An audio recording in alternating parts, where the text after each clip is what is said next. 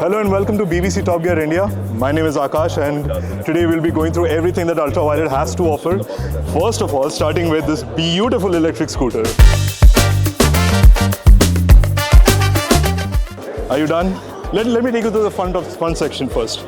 Starting with these huge chunky tires, man. These are 14-inch tires, but then as you can see with the radial cross-section that it has, it will lean.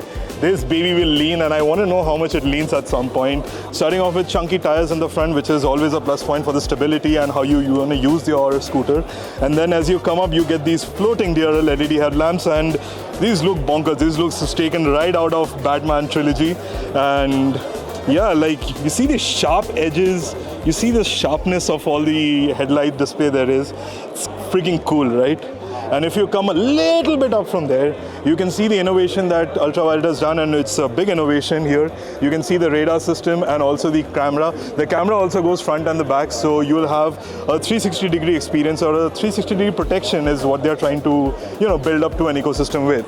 Now this radar shows you a lot of information. It not only gives you as to what is in front of you or what is around you, it will also tell you things like blind spot monitoring, and also tell you, I guess I've heard that it'll also tell you what weather conditions it is in, and it'll tell you what, sort of ABS system and what sort of traction control you need to be in. So all of that is something which is really cool on paper, but I'm not going to comment anything because we have to ride and experience the whole product first, and then we can tell you something about it. As you can see on the dashboard, it's a 7-inch display which you can touch and feel and can, walk around there. You don't need the buttons all the time. It's just a touch display. And also these handlebars, as you see, these also have haptic feedback on them. I don't know what sort of feedback they're going to give you, or what sort of alert they're going to give you, or what sort of efficiency they have into telling the feedback is going to come to the rider is something that we don't know, but then, a pretty cool feature. So first of all, you get a 261 kilometer of IDC range, which knocks the, scooter with the highest range, the simple one, out of the park. I do not know how much the IDC range will convert into real life. Let's say, ideally, I would want around 200 kilometers odd from this. They are claiming 261. And then it has 20.1 horsepower. So now this is not a slow vehicle at all. How fast, you ask? Well, the 0 to 60 time is out. It is around 2.9 seconds. Ideally, I want to see how much does it do for a 0 to 100, but then that's something I can tell you later on once we get the vehicle.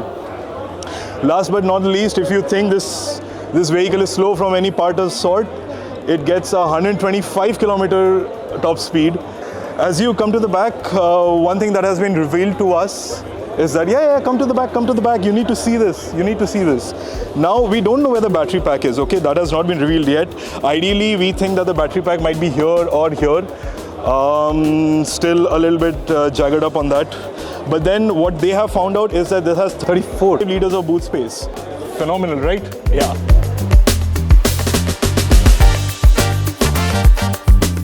Okay, so now we are here at the second bike, which is called the Shockwave. But when they were starting it, they were calling it a fun and enduro, and then they merged it together to make it Funduro, which is an old idea, but then I'm glad it has the name Shockwave.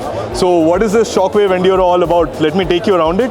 There's not a lot of information apart from the looks that have been given, and it's a very sleek motorcycle, very light motorcycle, stands at 120 odd kilometers, 120 odd kgs, sorry. Top speed of also 120 kilometers, so I'm not that wrong, but then 120 kgs, what do you have to say?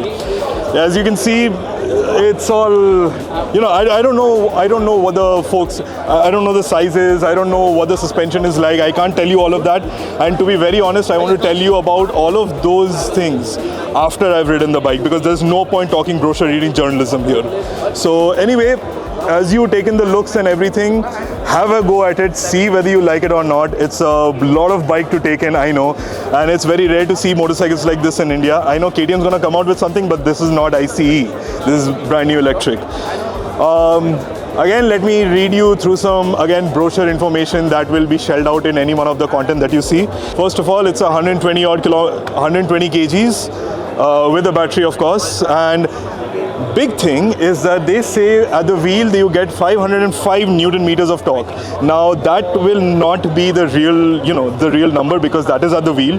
What we can get as usable will be around 100 odd is what I am expecting, but that is expectation. We don't know yet.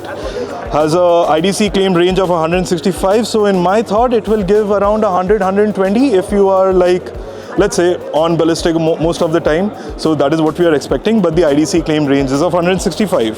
0 to 60 in 2.9 seconds, which is fast AF. And 14.5 brake horsepower, which comes out of the motor. We don't know the size of the motor, how, you know, all the other information will be shelled out once we get the actual brochure in our hands. So, like I said before, you can see a very, very small seat, and I'm having to tiptoe around the entire thing. But then take it all in, take it all in. It's a really, really fantastic, lightweight, cool-looking motorcycle. Oh, by the way, you will get a rear seat as well, but then we don't practically know right now how it will be attached or what sort of second seat are we looking at. So that is something still in speculation. But then as you can see, oh, one more thing, sorry. 2 colors, one will be in black and one will be in this particular color as you see. If you really like it, please let me know. The screens look really light and really thin, and yeah, they're just in black and red. So I need to know the readability, usability of it all once we actually get the motorcycle in hand. But then right now, I can see myself switching the rear ABS off and letting it slide wherever it wants, wherever it wants. I'm really looking forward to that. And to be very honest, I'll put road tires on it and make it a supermoto. I am not that much of an off-road kind of person. So I'll see if I can do that with this. But then we'll all find out once we get the motorcycle in hand. Till right now, it looks very cool. Prices start at 1,75,000, but for the first 1,000 customers, you will get it at 1,50,000 odd rupees. So make use of the introductory price, make use of it. This is a motorcycle that one can have. I don't know about the haptic feedback and everything, if it is in this motorcycle or not, but we'll be yet to find out.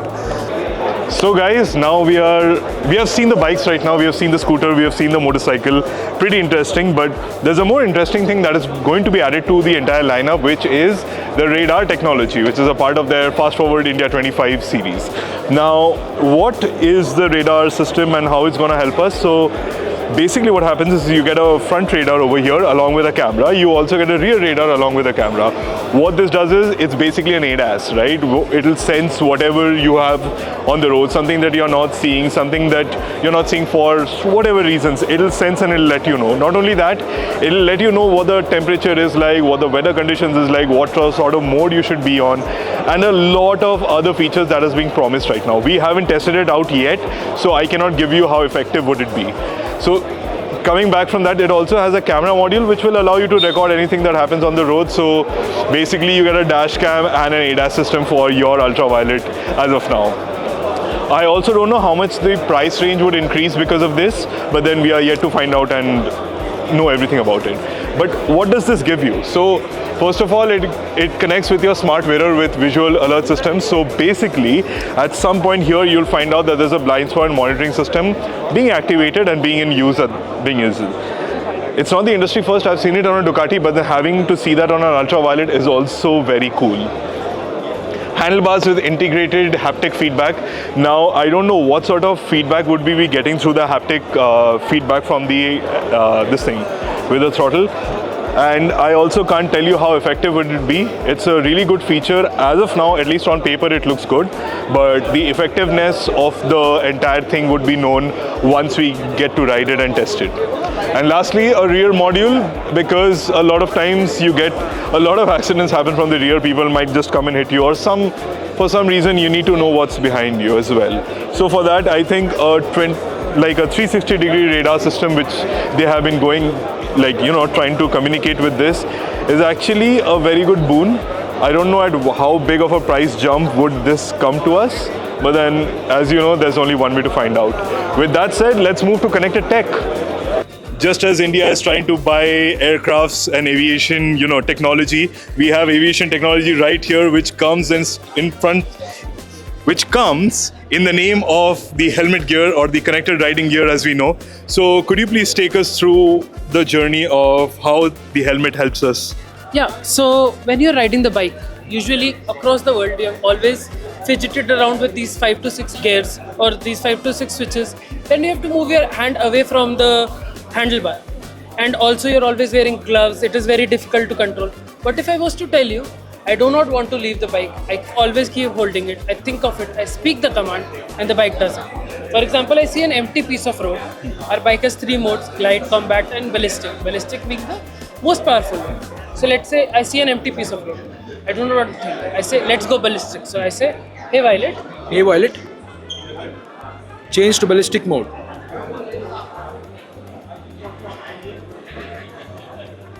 See, And it changed to ballistic mode. I did not have to think anything. I just spoke and it worked. So I can also get all the information of the bike. What is the current mode, the current range. I never have to think of the range. What is the SOC? What is the tire pressure while I'm rolling? And I can change the region. I have had a long day. I just want to cruise. So let's set the region. I just change the region. Hey Violet, turn off the region. See, it turned off. And now I have the full power. No regenerative braking. No one is stopping me. I just run through.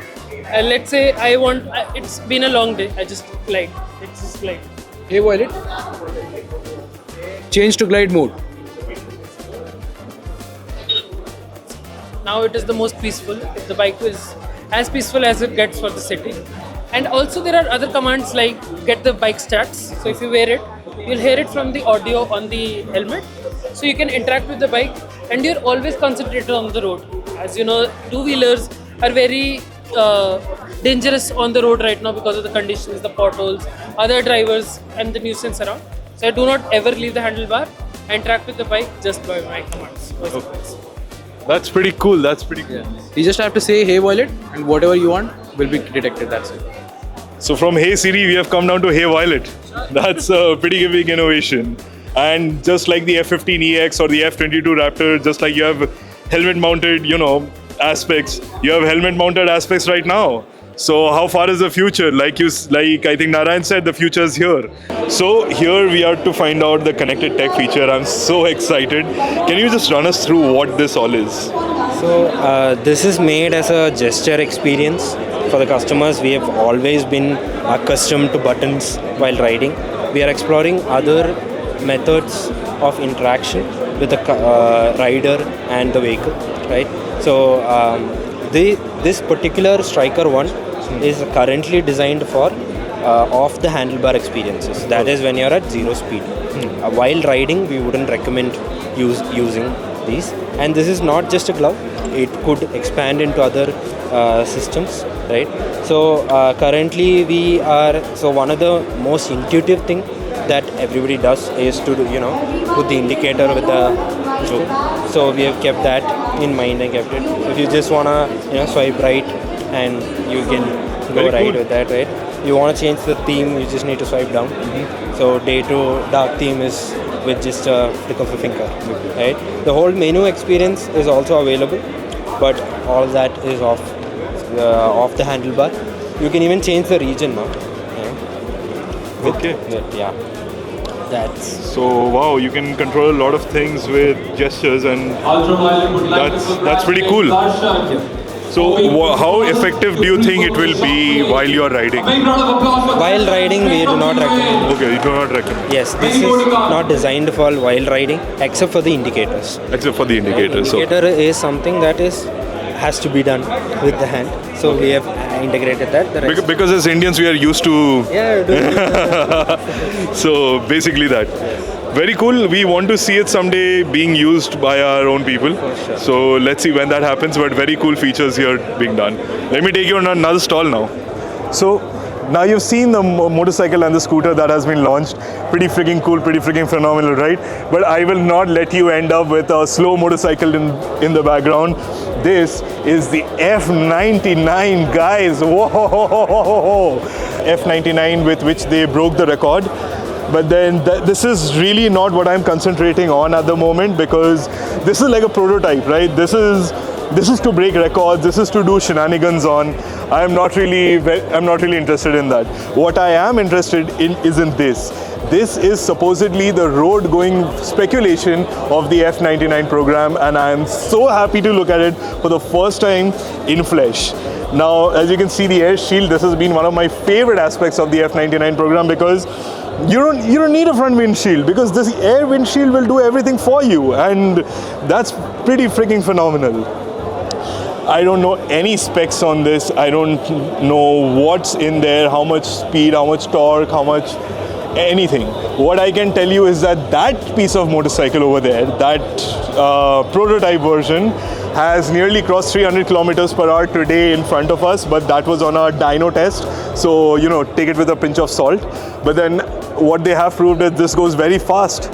And last but not the least, with the top-down approach that they have of bringing all the tech from here all the way down to their other categories, it's pretty freaking phenomenal. Whatever tech they have launched today and the products that they have unveiled is very cool on paper, but then we need to understand what they mean once they are on the road and once we are thrashing it left, right and center.